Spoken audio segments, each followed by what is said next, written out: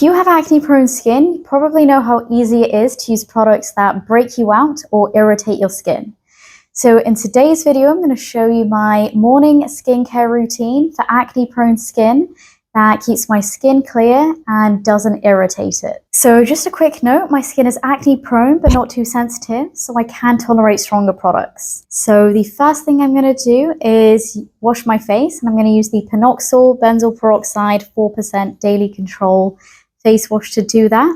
Now, I like using this because I find that it is strong enough to kill the acne-causing bacteria, but it doesn't cause my skin to dry out too much. So if you're the type of person that has tried stronger treatments in the past, but find them too irritating, this is definitely worth checking out. So I use it in the morning and I leave it on for about 2 minutes. And I find that this is a good amount of time for the active ingredient to be in contact with my skin. This product does cause bleaching if it gets into contact with any fabric because of the peroxide, so definitely be careful when using this.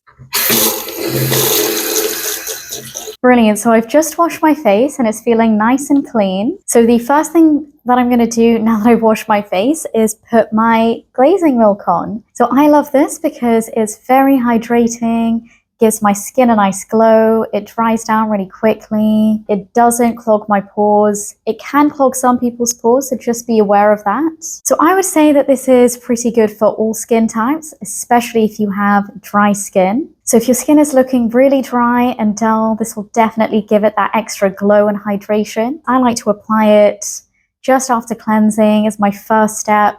And I just pop a few drops onto my hand and really massage it into my skin. And I find that it gives me a really lovely glow to my skin. So the next thing that I'm going to use is my Anua 10% Niacinamide and 4% tranexamic acid.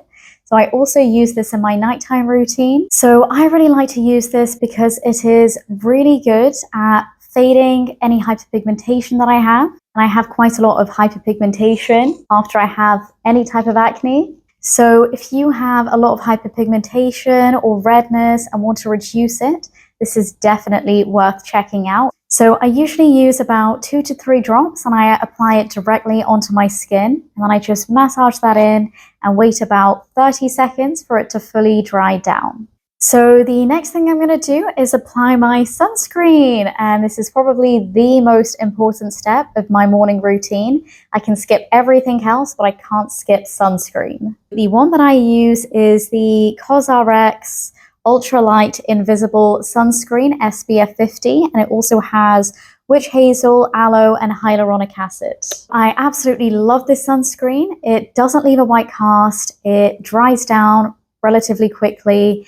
It feels amazing on the skin, very hydrating, and it layers really well under makeup. I haven't experienced any pilling, and I do reapply this every 2 hours, or I try to reapply it every 2 hours throughout the day. I do also find this product to be quite soothing, and I think it has a lot to do with the aloe and witch hazel, which are some of the ingredients in this particular sunscreen.